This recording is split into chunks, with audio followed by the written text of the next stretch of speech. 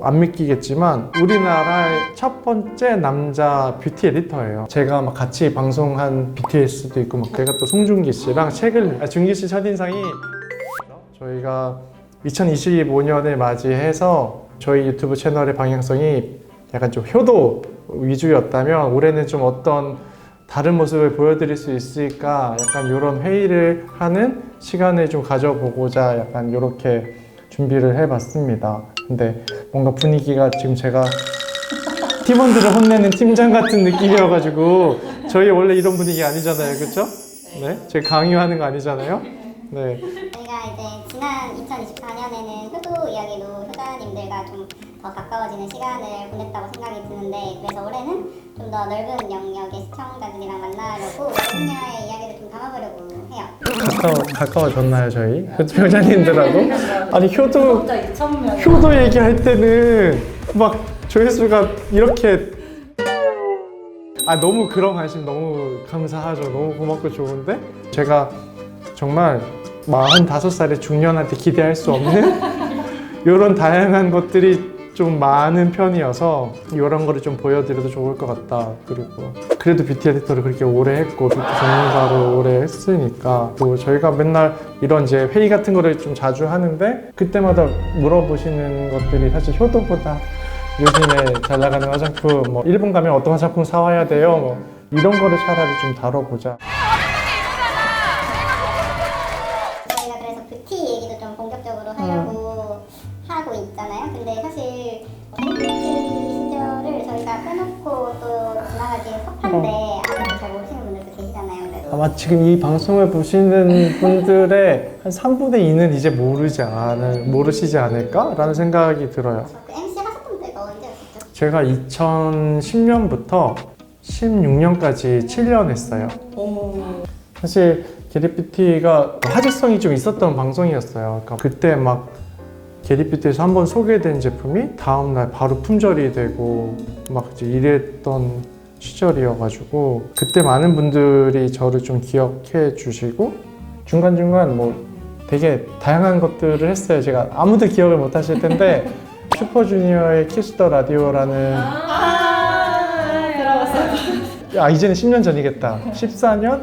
15년 요때 그거를 한 6개월 정도 또 나갔었고 MC는 려욱 씨였고 그래서 그때 막 10대, 20대, 30대, 40대를 대표하는데 그때 저는 30대 대표였었죠. 그때 제가 막 같이 방송한 친구들 중에 막 BTS도 있고 막 그래요. 그래서 그런 사람입니다, 제가. 이거 옆에 증거 사진으로 이렇게 띄울 수 있는 사진도 있어요. 지민 씨랑 정국 씨랑 게스트로 나와가지고 그때 막 개그우먼 박소영 씨랑 홍석천 형님도 있었고 이한철 형님도 있었고 에릭남도 있었고 뭐 위기탈출 넘버원 같은 프로그램에도 한 제가 4회 정도 출연을 하고 네 이것도 증거 사진이 있어요. 왜냐면 말로만 얘기하면 아무도 안 믿으니까 내가 뭐 BTS랑 같이 라디오를 했다라고 하면 누가 믿겠어요. 네가 뭔데 BTS랑 라디오를 네. 지금은 이런 희끗희끗한 머리 희끗희끗한 맞아. 네. 머리가 이제 하여. 그쵸. 이것도 처음 그쵸. 제가 새치가 한 30살 때부터 나기 시작을 해서 그러니까 유튜브 하는 동안은 계속 염색을 하면서 촬영을 했었는데 한 지금 염색을 안 한 지 한 2달 정도 된 머리고 좋게 포장을 하면 고잉 그레이라 그래서 노화를 자연스럽게 받아들이면서 있는 나 그대로를 약간 좀 받아들이는 마음도 좀 있고 이렇게 새치 염색을 할 때 주의해야 할 점 이거 되게 부모님한테 너무 중요한 거예요. 지금 그러니까 그래서 약간 이것도 그래서 다시 게리뷰티를 하다가 넘어갔는데 이 프로그램을 어떤 계기로 MC가 될 수 있었는지가 저희는 궁금하거든요. 제가 안 믿기겠지만 이제 제가 이런 얘기를 하는 게 좀 쑥스러울 나이가 됐어요. 왜냐면 우리나라의 첫 번째 남자 뷰티 에디터예요. 남자 뷰티 에디터 1호란 말이에요. 그러니까 그때만 해도 화장품 뭐 이렇게 뭐 발라 이러면 남자가 무슨 약간 이런 시대, 그러니까 그런 시대가 있었어요. 정말 무슨 남자가 화장품을 바르냐. 어떻게 보면 저한테는 다행인 거죠. 2호 남자 뷰티 에디터가 한동안 없었어요. 몇 년 동안 저는 혼자 유일한 우리나라 남자 뷰티 에디터인 거예요. 그래서 이런 방송을 했을 때도 CJ에서 그러니까 유진 씨가 있으니까 옆에서 남자가 같이 한번 얘기를 해주면 좋을 것 같다. 그러니까 저한테 이제 연락이 왔고, 다행히도 제가 또 송중기 씨랑 책을 냈던 게 있어요. 왜 또 오야? 왜 몰라요? 너무 우리 그래도 8개월 동안 같이 했는데 저에 대해서 너무 모르는 거 아니에요? 효도로 시작하다 보니까 아, 그쵸. 뷰티 얘기나 민영님 그치. 그 히스토리랑 이런 커리어에 대해서 깊하게 얘기할 기회가 솔직히 없었던 것도 사실이라서 그쵸. 지금의 기회를 통해서 그냥 정말 효도에 미친 사람인 것처럼 보였지만 알고 보면 과거에 TV에도 나오고 BTS랑 라디오도 하고 제 자랑을 이렇게 막 하려고 하니까 네 쑥스러운데 에디터가 먼저세요? 뷰티로 이렇게 분야를 정하신 게 먼저세요? 원래는 사실 피처 에디터가 하고 싶었어요. 저한테는 잘 만든 거라고 생각을 했어요. 관심사가 정말 다양하고 나는 이런 걸 잘할 수 있을 것 같아 라고 해서 패션을 전공을 했는데 피처 에디터를 하고 싶어서 잡지를 들어갔고 인턴을 막 하다가 그때 편집장님이 뷰티가 TO가 난 거예요. 이 TO 되게 중요하잖아요. 그래서 지금 뷰티 기자를 하면 이제 정직원 시켜줄 수 있어. 가서 뷰티를 좀 배워봐라. 그리고 앞으로는 남자 뷰티 에디터가 되게 각광을 받을 수도 있을 것 같다. 남자 뷰티가 중요한 시대가 올 것 같다. 정말 대단한 분이셨어요. 그래서 저한테 이거를 권하셨고 그때만 해도 저는 뷰티 잘 모르는데 정말 뭐 화장품 제대로 써본 적도 몇 번 없는데 쓸 수 있을까? 그래서 지금부터 공부를 하면 된대요. 그래서 그래 뭐 사실 나머지 피처를 해도 공부를 해야 되는 건 똑같으면 이거를 공부하는 것도 좋겠다. 그래서 정말 겁이 없었죠. 너무 어렸으니까 그냥 받는 월급이 인턴 월급이 아니라 정직원 월급이 된다는 거가 저한테는 너무 큰 메리트였고 그렇게 시작을 해서 그때는 진짜 뷰티 관련 전문 서적 다 정말 수능 시험 보는 것처럼 다 딸딸 외우고 막 그렇게 해서 정말 너무 약간 저한테는 정말 은인 같은 편집장님이 이렇게 잘 이끌어 주셔서 뷰티 에디터가 됐고 그렇게 하다 보니까 어딜 가든 약간 좀 주목을 많이 받았죠. 그나마 또 다행인 건 제가 패션 디자인을 전공을 하다 보니까 여자들한테 둘러싸여 있는 것 자체가 어색하지가 않은 거예요. 왜냐면 패션 디자인을 전공을 할 때도 제가 99학번인데 남자가 저 혼자였어요. 학과에 한 40명 정도가 패션 디자인을 전공을 했는데 저 혼자 남자였고 다 여자였어서 그래서 어떻게 보면 이런 제 성향 같은 것도 편집장님이 좀 보시고 약간 추천해 주신 게 아닐까. 근데 뭐 저한테 저도 모르는 부분이지만 공부를 하다 보니까 너무 재밌고 그래서 꾸준히 좀 오래 할 수 있었던 것 같습니다. 어떻게 근데 아까 송지 갑자기 송중기 씨? 다 관심 없구나. 그냥 지금 온통 관심이 송중기구나. 중기 씨 첫인상이 그 책에 들어가는 사진을 촬영하기 위해서 처음 만난 거예요. 화보 촬영을 하니까 이제 메이크업이랑 이런 걸 받고 있는데 갑자기 누가 뒤에서 에디터님 고생 많으시죠? 이러면서 어깨를 주물러 주는데 메이크업을 하고 있으니까 보이잖아요. 이랬는데 한 10년 친구처럼 저한테 막 어깨 주물러 주면서 너무 막 고생 많으시죠? 뭐 저 책 글 잘 보고 있어요. 그때부터 정말 무슨 말을 했는지 기억도 안 나고 어쨌든 저한테는 연예인이고 그때는 개뷰도 하기 전이니까 촬영장 내내 너무 편하게 해주려고 하는 게 보이고 왜냐면 자기는 이런 촬영이 너무 흔하고 이제 많이 한 경험이 있는데 저는 이런 게 처음이니까 표정이 엄마 표정 있죠. 그거밖에 안 되니까 계속 옆에서 웃겨주려고 막 하고 그래서 사진이 좀 잘 나왔어요 덕분에. 그래서 촬영장 너무 분위기 좋았고 그래서 그때 당시에 제가 느낀 거는 정말 사람을 홀리는구나. 정말 너무 매력적이다.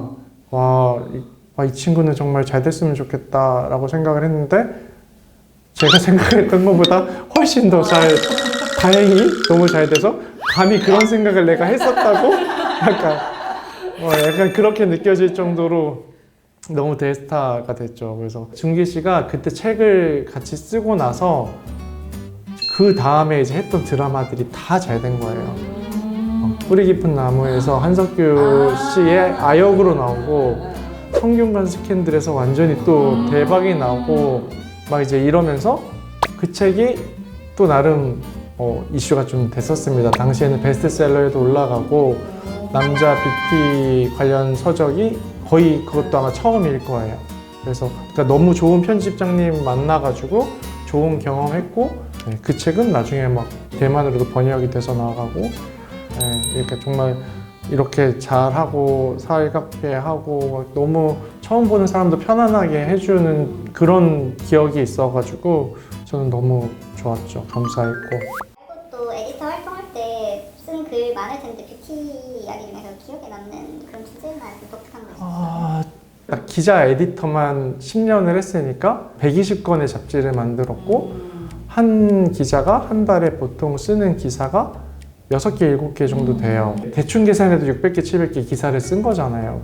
그래서 기사에서 제가 뭘 했다 이렇게 해서 막 기억에 남는 거는 사실 많지는 않고 좀 재미있게 받아줬던 기억들이 사실 저한테도 좀 기억에 많이 남는데 저는 일단 기사에 영어 단어를 쓰는 거를 별로 안 좋아했어요.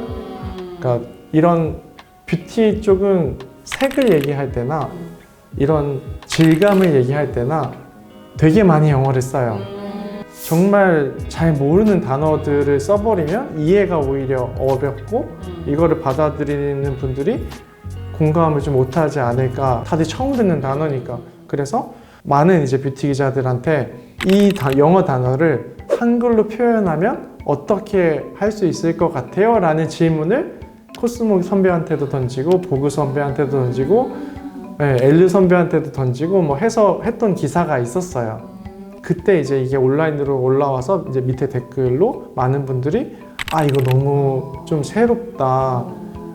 정말 영어 단어가 이렇게 많이 쓰이는지 몰랐다. 이런 얘기를 좀 들어서 좀 재미있게 했었던 것들이 있고 제가 아직도 기억나는 게 처음 선배한테 칭찬을 들었던 그냥 표현 하나가 있는데 그때 당시에는 립글로스가 되게 인기가 많았던 시절이거든요. 입술을 투명하게 해주는 요즘엔 보통은 틴트 아니면 컬러 립밤이니까 그래서 립글로스 뭐 얘기를 할 때 삼겹살을 한 입 베어 문 듯한 입술이라고 표현을 한 적이 있어요. 근데 이게 선배가 너무 웃기다는 거예요.